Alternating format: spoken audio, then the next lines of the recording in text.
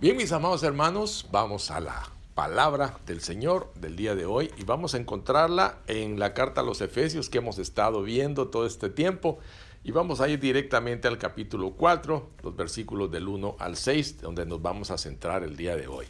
El punto central del mensaje de hoy es: cuando andes de una manera digna del llamamiento, serás como Cristo y la gente lo va a notar. No tendrás que llevar una placa, no tendrás que llevar una bandera, no tendrás que llevar un símbolo. Vas a caminar por el camino y los demás no podrán negarlo. Esto es lo que nos está diciendo el apóstol Pablo en este pasaje. La mayoría de las cartas de Pablo contienen podríamos llamarle una bisagra, un punto en el que pasa de lo teórico a lo práctico. Es algo que he estado compartiendo con algunos de los discípulos.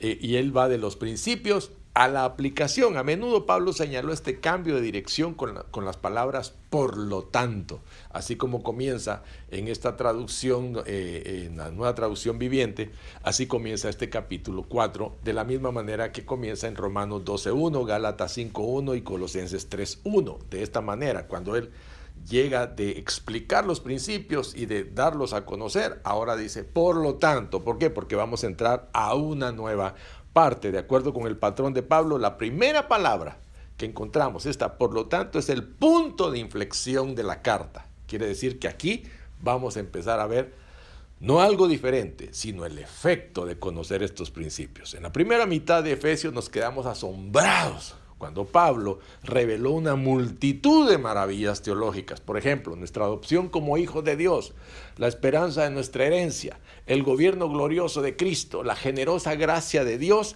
nuestra reconciliación con Dios y la unidad de unos con otros en la familia de Dios y el amor incomparable del Señor. Hemos aprendido mucho sobre nuestras bendiciones espirituales en Cristo hasta acá. Ahora, al comenzar la segunda mitad de la carta de Pablo, es hora de levantarse y salir por la puerta que dice "por tanto". Nos espera una gran aventura mientras Pablo nos guía a través de los giros y vueltas de la vida de la iglesia. El matrimonio, las relaciones familiares, el trabajo, incluso las batallas espirituales son las que él nos va a mostrar que tenemos y en las cuales nos vamos a fundamentar en todo lo que nos enseñó en la primera parte. El camino de nuestros peregrinos avanza hasta donde alcanza la vista. Tú te paras aquí en el capítulo 4, versículo 1 y miras hacia el final de la carta y es un avance del camino, todo el camino hacia la casa, nuestra casa con el Señor. ¿Estamos listos, pregunto, para emprender este camino? Atamos nuestras botas, cargamos nuestras mochilas, nos preparamos, abrimos la puerta y emprendemos el viaje, iluminados por la luz de la gracia de Dios. Es el momento, mis amados hermanos, ya que aprendimos cuáles son las bendiciones, es el momento, repito, de llevar a la práctica todas estas bendiciones con una vida que le dé la gloria a Dios. Vamos a orar. Amado Padre Celestial, te damos gracias. Bendecimos tu santo nombre, Señor, y hoy te rogamos que el poder que levantó a Jesucristo de entre los muertos, el poder del Espíritu Santo, nos auxilie para llevar a la práctica, Señor, todo esto que en esta carta vamos a aprender, que el apóstol Pablo dirigió a los hermanos efesios, pero que sabemos que está dirigido directamente a nosotros, para que seamos luz en medio de las tinieblas de este mundo. Te rogamos en el nombre de Cristo que nuestros entendimientos sean abiertos, Señor, que nos sea dado espíritu de sabiduría y de revelación para entender, para concebir, para comprender y para llevar a la práctica todo lo que oigamos, Señor, en el nombre poderoso de Cristo Jesús. Amén y amén. Mis amados, al comenzar a caminar en este nuevo territorio, notemos que Pablo da muchas órdenes. Si ustedes se dan cuenta, al leer este capítulo 4, vamos a encontrar órdenes que nos pueden resultar abrumadoras. Tenemos mucho que hacer y mucho por hacer. Ahora, recordemos que nuestros recursos son limitados, pero los recursos de Dios son ilimitados. Él nos dará la fuerza interior a través de su espíritu, como dice el capítulo 3, versículo 16. La clave para sobrevivir en el camino es la dependencia paso a paso, momento a momento del Espíritu Santo para fortalecer y guiarnos. Al comenzar este viaje hacia la vida cristiana práctica, confiesa tu necesidad de que su poder te transforme de adentro hacia afuera y haga a través de ti lo que no puedes hacer por tu cuenta. Una de las principales características del Evangelio, mis amados hermanos, es que trabaja de adentro hacia afuera. Todo lo que trabaja de afuera hacia adentro es religión. Deja que el poder del Espíritu Santo trabaje en ti para la gloria del Padre. Dice, voy a leer el pasaje que consideramos para el día de hoy. Por lo tanto, dice, yo que estoy preso por causa del Señor, les ruego que vivan como es digno del llamamiento que han recibido, que sean humildes y mansos, y tolerantes y pacientes, unos con otros en amor.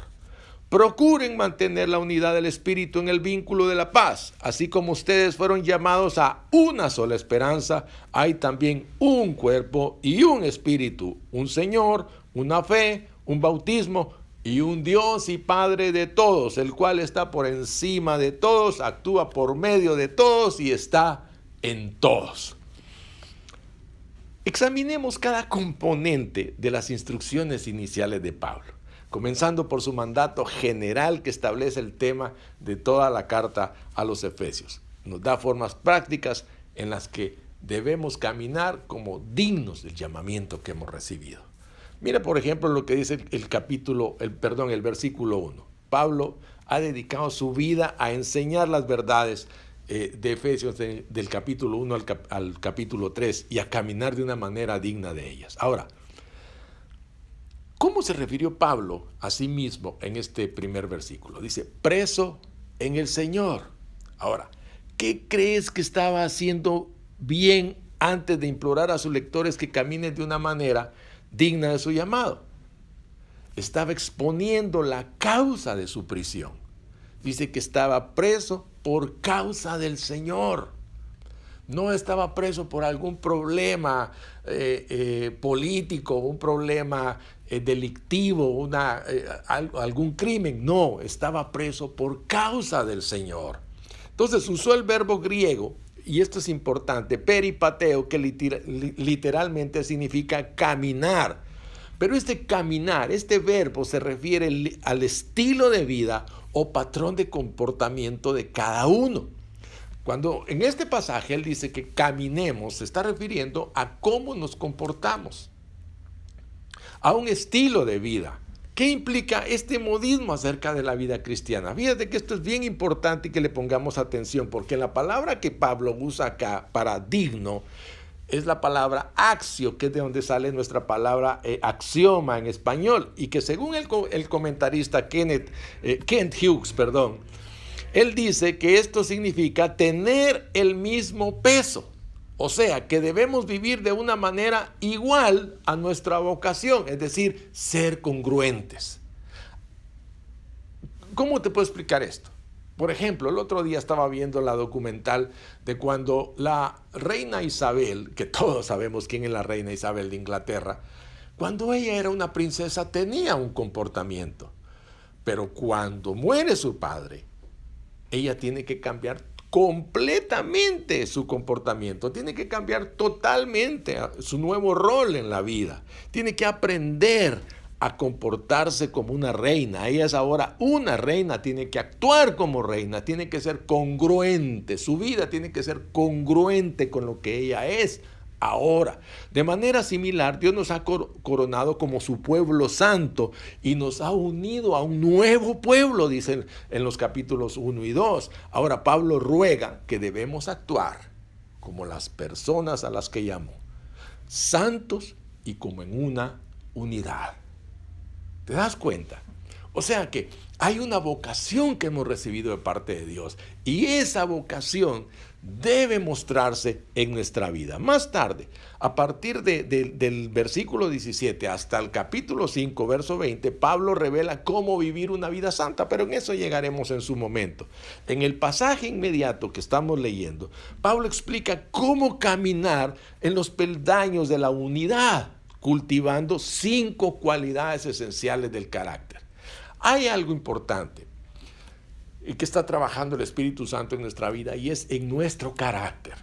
¿Cómo se va a formar el carácter de un verdadero creyente en Cristo? Y dice aquí en el capítulo 4, versículos 2 y 3, dice que nosotros primero debemos ser humildes. Ahora, no podemos ser humildes si no sabemos qué es la humildad. Porque ahora la gente cuando quiere referirse a una persona que es pobre, que no tiene dinero, dice, es una persona humilde. Pero déjame decirte algo, yo conozco mucha gente pobre que tiene un orgullo terrible, ¿verdad? Entonces, no es humildad lo que tienen es escasos recursos, son dos cosas diferentes. Pero ¿qué es la humildad? Dice, la humildad es un valor contrario a la soberbia que posee el ser humano en reconocer sus habilidades, cualidades y capacidades y aprovecharlas para obrar en bien de los demás sin decirlo. Eso se llama humildad. La capacidad de entender qué cualidades, qué habilidades tiene cada persona para ayudar a los demás sin tener que andarlo pregonando. Número 2, dice el versículo 2 en la siguiente parte. Mansedumbre. ¿Qué significa la mansedumbre? Es el proceso interno por medio del cual la persona vive en paz, de acuerdo a lo que dice el Salmo 37:11. El proceso interno por medio del cual la persona vive en paz y se dejan de hacer grandes ofensas. Una persona mansa es una persona que ha dejado de ofender. Número 3, paciencia. Esta palabrita que a tanto nos molesta. Pero en el Nuevo Testamento hay dos palabras que se usan para referirse a la paciencia. Y una es la palabra upomone, y es la cualidad de soportar las pruebas. Los que poseen esta virtud están libres de cobardía y de desaliento. Simplemente son los que pasan las pruebas con entereza, con valor y salen de ellas transformados. Y la otra palabra es macrotumia y es una actitud con respecto a las personas. La paciencia es una faceta del fruto del Espíritu, lo que en la traducción llama longanimidad. Es una capacidad para soportar a las personas con paciencia. Esa paciencia. Y luego dice tolerancia. Tolerancia es resistirse a uno mismo. Es decir, en sentido figurado, tolerar, soportar, resistir, sufrir. ¿Qué significa eso? Que usted puede resistirse a sí mismo de ofender a otros, de pelear con otros, de contradecir, etcétera, ¿verdad? No que usted no dé a conocer sus principios y sus valores y los defienda, pero sabe tolerar en otros sus opiniones. Ahora, notemos que Pablo parece emparejar las dos primeras virtudes y las dos segundas. ¿Y cuál crees que es la conexión entre humildad y mansedumbre? ¿Y qué une la paciencia y la tolerancia? Fíjate qué interesante esto. Une una con la otra. La humildad se expresa en la dulzura que resulta de hacer concesiones pacientemente los unos a los otros. Un escalón conduce al siguiente y este al siguiente, culminando en la quinta virtud, que la menciona el apóstol Pablo como el amor. El amor ágape. ¿Qué significa esto? El amor ágape es la palabra griega que significa buscar sacrificadamente el bienestar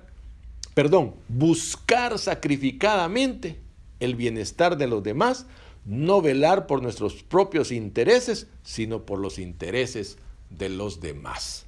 Esto es el amor ágape. Buscar sacrificadamente el bienestar de los demás, no velar por nuestros propios intereses, sino por los intereses de los demás. ¿Se recuerda lo que Pablo dijo acerca de Timoteo? A ninguno tengo de otro sentir por ustedes que Timoteo, que no busca lo suyo propio, sino lo que es de Cristo Jesús. Eso es el amor ágape. Entonces, mis amados hermanos, el amor es tanto la cúspide como la base de todas las virtudes, nuestro estándar integral de comportamiento moral. ¿Qué dijo Pablo que era el resultado de estas cualidades internas? Fíjese que esto es importantísimo porque al entrar en el cuerpo de Cristo por la fe en el Señor Jesucristo, que murió por mí habiendo pagado el precio de la cruz, entro en el reino de la unidad que Él ha establecido. O sea que el resultado de este amor es que yo comienzo a caminar en unidad con aquellos que conforman el cuerpo de Cristo. Eso es lo que quiere para su cuerpo el Señor. Entonces el apóstol implora a los ministros, a los miembros de la congregación, a los creyentes, jóvenes, ancianos, a todos por igual, y nos dice: depongan las armas, no se peleen más, vamos a armarnos de la paz y vamos a convivir y a buscar el propósito de Dios. Entonces, ¿por qué caminamos en unidad? Para ayudarnos a descubrir la razón por la que Dios quiere que caminemos en esa unidad. Pablo nos lleva al misterio de la Trinidad misma. Fíjate pues, él quiere que nosotros entendamos cuál es el plan de por qué debemos caminar en unidad. Él quiere que veamos. Entonces, toma esta explicación y nos exhibe los tres en uno de Dios. Mira cómo dice este pasaje: porque hay un solo cuerpo, dice, y un solo espíritu, desde el versículo 4 al 6. Hay un solo cuerpo, un solo espíritu, así como ustedes fueron llamados a una gloriosa esperanza para el futuro. Hay un Señor, una fe, un bautismo, un Dios y Padre de todos, que está sobre todos, en todos y vive en todos. ¿Ves los 7 unos de este pasaje? Si tienes tu Biblia, puedes ver esos 7 unos de este pasaje. Pablo parece agrupar los primeros 3 unos alrededor del Espíritu y los siguientes 3 unos alrededor del Señor Jesucristo y el uno final en Dios el Padre. El apóstol repite la palabra uno como si estuviera tocando una campana para llamar nuestra atención a todos los miembros de la iglesia. Debemos preservar, mis amados hermanos, nuestra unidad. Debemos ser uno en Cristo. ¿Qué estaba tratando de comunicar Pablo al repetir esta palabra tantas veces? ¿Por qué era tan repetitivo vinculando la unidad de la iglesia con la unidad de Dios? Dice John Stott, un tremendo comentarista bíblico: debemos afirmar que puede haber una sola familia cristiana, una sola fe, esperanza y bautismo cristianos, y un solo cuerpo cristiano, porque hay un solo Dios, Padre, Hijo y Espíritu Santo. ¿Existe un solo Dios? Entonces existe una sola iglesia. ¿Es inviolable la unidad de Dios? Entonces también lo es la unidad de la iglesia. La unidad de la iglesia es tan indestructible como la unidad de Dios mismo. Ahora, fíjate qué interesante. En las últimas horas antes de que Jesús fuera a la cruz, nuestro Señor oró para que sus seguidores presentes y futuros sean uno. Al leer esta parte de su oración, tú puedes ver de dónde Pablo saca su enseñanza sobre la Trinidad, sobre la unidad de la Trinidad y su iglesia. Voy a leer el pasaje de Juan, del Evangelio de Juan, capítulo 17, versículos 20 al 23. Dice el Señor ahí: estoy orando no solo por estos discípulos, sino también por todos los que alguna vez creerán en mí a través de su mensaje. Oro para que todos sean uno, así como tú y yo somos uno, como tú eres en mí, Padre, y yo estoy en ti, y que estén en vosotros para que el mundo crea que me enviaste. Les he dado la gloria que me diste para que sean uno como nosotros somos uno. Yo estoy en ellos y tú estás en mí. Que experimenten una unidad tan perfecta que el mundo sepa que tú me enviaste y que los amas tanto como a mí. Porque somos uno con Cristo, quien es uno con el Padre, entonces somos uno con los demás. Podríamos decir, mis amados hermanos, que la unidad está en nuestro ADN espiritual, que la unidad es parte de lo que somos, que la búsqueda de ser uno es lo que somos, fluye en las venas de nuestra familia celestial. Si no, date cuenta cuando nos encontramos, ¿qué es lo primero que queremos? ¿Por qué anhelamos tanto volver a estar juntos? Porque queremos sentir esa unidad. A pesar de que tenemos tanto tiempo de no estar juntos en un solo lugar, cuando nos vemos pareciera que fue ayer el último día que nos vimos. ¿Qué impacto, dijo Jesús, que tendría esta característica en los que están fuera de la familia? El mundo, dice, reconocerá que somos seguidores de Cristo porque mostramos la marca que identifica a nuestro Salvador, su amor. El vínculo de la paz se asegura cuando trabajamos en armonía unos con otros. cuando permitimos que el amor fluya libremente y cuando perdonamos rápidamente. El testimonio más poderoso que puede demostrar una iglesia es la unidad. No creas que el mundo no lo ve. No creas que la gente no se da cuenta. Les sorprende cuando ven una iglesia verdaderamente feliz, cuando ven una iglesia de cualquier tamaño trabajando en armonía. No se me olvida nunca. Hace algunos años hicimos un video que se llamaba La Familia Feliz, donde salíamos todos los miembros de la iglesia usando una canción que se hizo famosa en ese tiempo que se llamaba Happy, y donde salíamos todos juntos celebrando en la calle y saltando y bailando con esta canción, diciéndole al mundo que somos una familia unida y feliz. Y una hermana que ya no está con nosotros porque tuvo que viajar a otro país, le enseñó este video a compañeros de trabajo. Ellos no lo podían creer. No podían creer que fuéramos tan unidos y tan felices. Decía, esta es tu iglesia, yo quiero ir a esa iglesia. Se ve que todos están tan unidos. ¿Por qué? Porque la gente nota eso. Entonces, nosotros debemos vivir en unidad porque Dios nos ha llamado, mis amados hermanos, a una vida inigualable. Mira estos detalles. Nos ha dado paz en lugar de hostilidad. Nos ha dado gracia en lugar de exigencias rígidas. Nos ha dado amabilidad en lugar de dureza. Nos ha dado compañerismo enriquecedor en lugar de una lucha solitaria. Todas estas buenas y hermosas cualidades, mis amados hermanos, marcan el camino que tenemos por delante. Pero esta belleza no es superficial. ¿Por qué? Porque es el resplandor externo que irradia las virtudes internas de la iglesia, que son la humildad, la mansedumbre, la paciencia, la tolerancia y sobre todo el amor que tenemos. Desarrollemos estas virtudes en nuestros hermanos, en los miembros de nuestra iglesia y tendremos una unidad llamativa.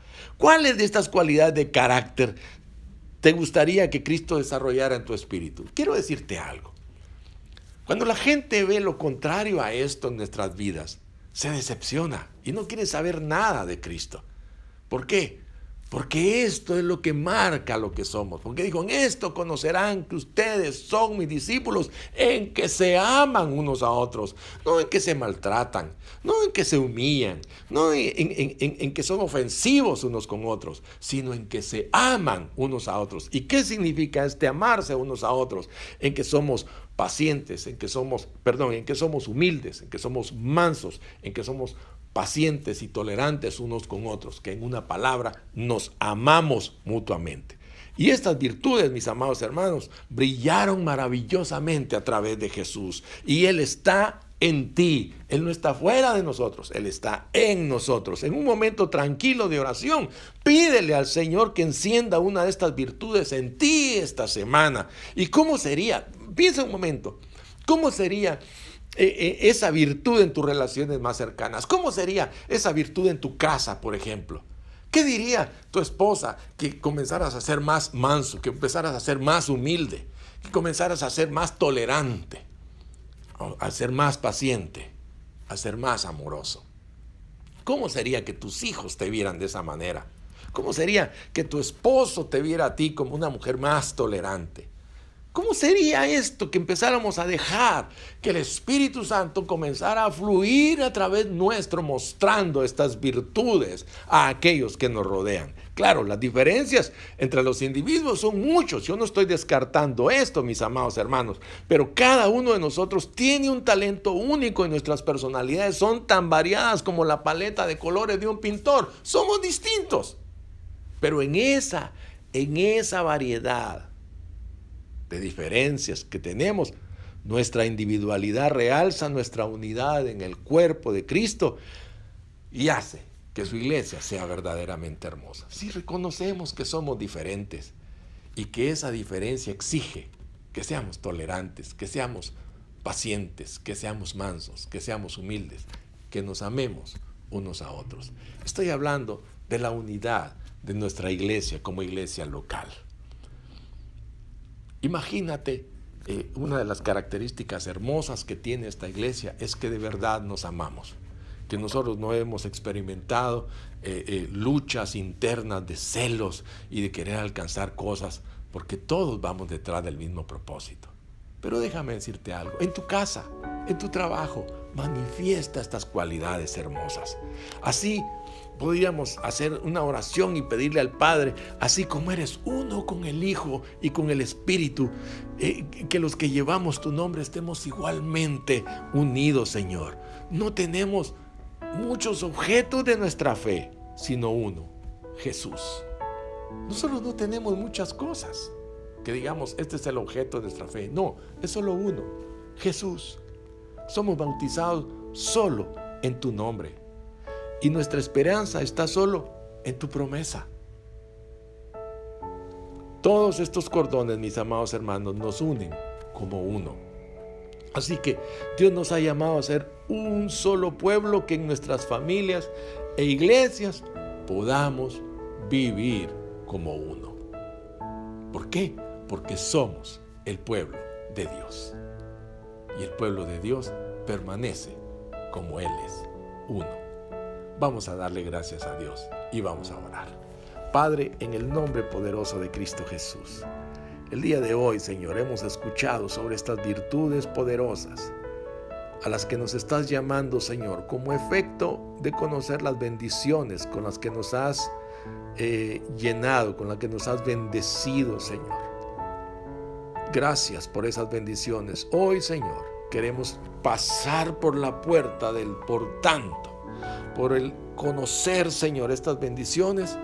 Queremos que en nuestra vida se manifieste el efecto de ellas. Queremos ser hombres y mujeres que manifiestan las virtudes de Jesús donde sea que vayamos, Señor.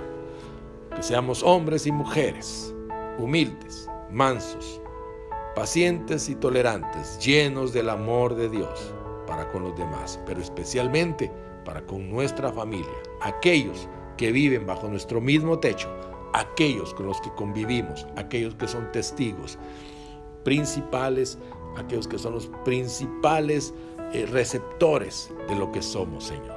Te lo pido en el nombre de Jesús. Llénanos de tu Santo Espíritu, Señor, para que seamos luz en medio de este mundo de tinieblas. Te doy gracias y bendigo, Señor, en tu nombre a cada uno de los que me están oyendo. Amén y amén. Mis amados hermanos, que Dios me los bendiga. Que seamos hombres y mujeres que manifestemos las virtudes de Jesús en el mundo.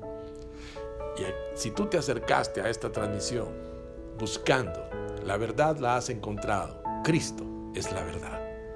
Ábrele tu corazón y deja que Él transforme tu vida. Solamente tienes que decirle: Señor Jesús, creo que tú eres el Señor y que has sido enviado por Dios el Padre para el perdón de mis pecados. Y comenzarás una nueva vida. Haz que nos enteremos de que tomaste una decisión. Escríbenos a nuestras redes sociales para que sepamos que has tomado esta decisión. Mis amados hermanos, que Dios nos los bendiga. Reciban en el nombre de Cristo esa respuesta a la necesidad que le han planteado a Dios, que nuestro Dios es un Dios todopoderoso y que está atento al clamor de nuestras oraciones. Dios me los guarde, Dios me los bendiga, y que este domingo sea un domingo especial con su familia. Abracen a sus hijos, abracen a su esposa, abracen a su esposo, abracen a sus seres queridos, abracen a sus amigos, abracen y manifiesten el amor de Dios a todo el que esté cerca de ustedes. No se desconecten, porque todavía falta que adoremos juntos al Señor con esta canción que han preparado nuestros hermanos. Dios me los bendiga, los amo con el amor de Jesucristo entrañablemente.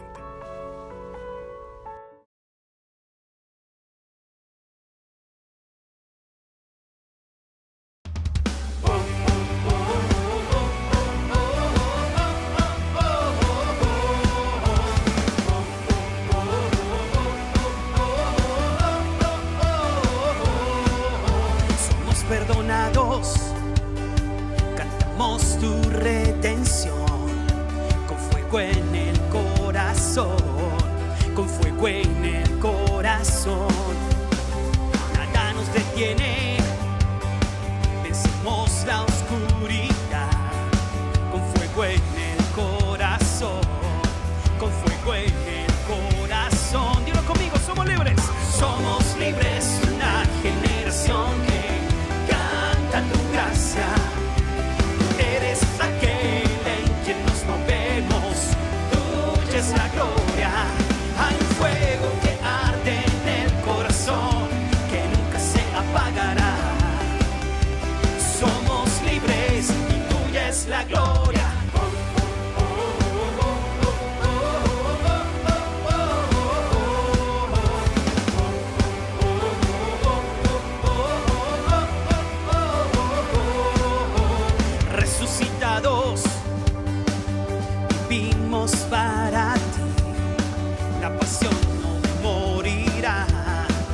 pasión no morirá. Nada nos detiene, vencimos la oscuridad. La pasión no morirá, la pasión no morirá. Somos libres, una generación que canta tu gracia. Eres aquel en quien nos movemos, tuya es la gloria. Hay un fuego que arde en el corazón, que nunca se apagará. Somos libres, tuya es la gloria.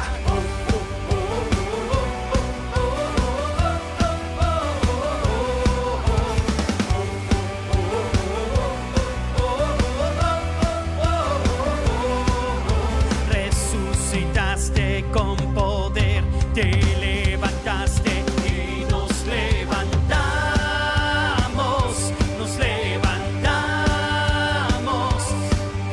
hacia el mundo que tú amas. Caminaremos y nos levantamos.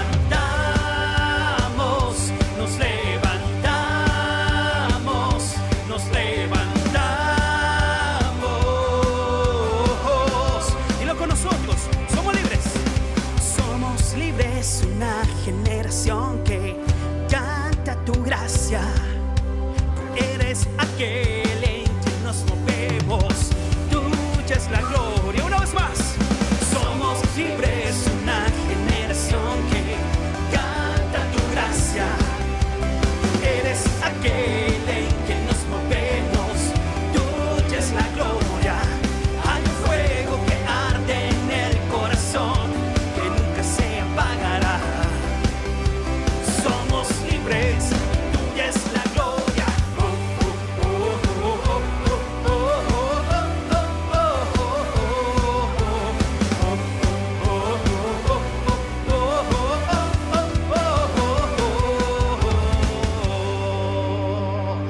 Amén.